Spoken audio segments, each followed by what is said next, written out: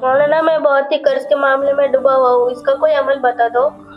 ہاں بیٹا، بہت ساری کتابوں میں بہت سارے اعمال بتائے جاتے ہیں۔ تو حضرت علی رضی اللہ عنہ کے پاس بھی ایک شخص آتا ہے اور کہتا ہے کہ میں بدلے کتابت ادا کرنے سے عاجز ہوں، لہٰذا میری مدد فرمائیے۔